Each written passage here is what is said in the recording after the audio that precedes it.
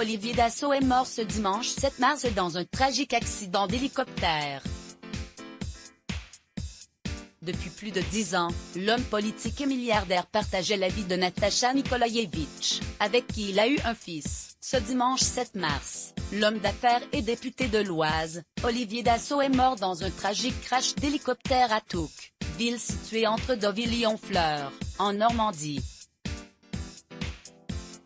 Depuis 2009, l'élu du parti Les Républicains était marié à Natacha Nikolaïevitch. Ensemble, ils ont eu un fils, Thomas, en 2011.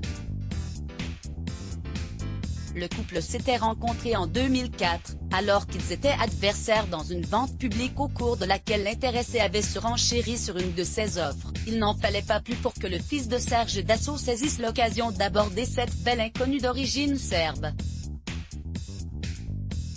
Un an après, celle-ci le rappelait et le conviait à l'inauguration de ses bureaux d'attaché de presse. Comme rapportait le journal Paris Match, l'année de leur union, lors de la cérémonie de leur mariage, le couple avait pu compter sur la présence d'invités de prestige.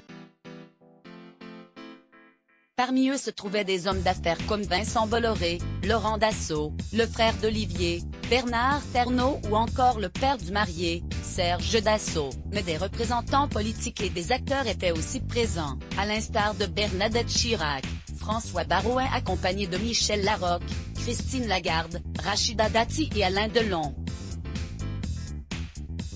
Un casting 5 étoiles.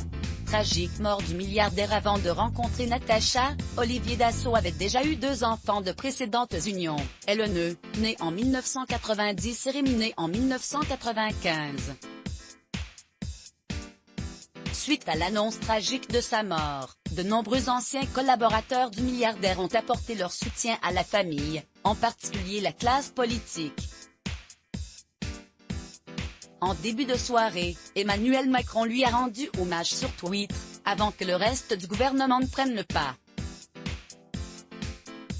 En 2020, Olivier Dassault a été classé 361e fortune mondiale, à égalité avec ses frères et sœurs, Laurent, Marie-Hélène et Thierry, par le magazine Forbes. Ils sont chacun à la tête d'une fortune de 5 milliards d'euros.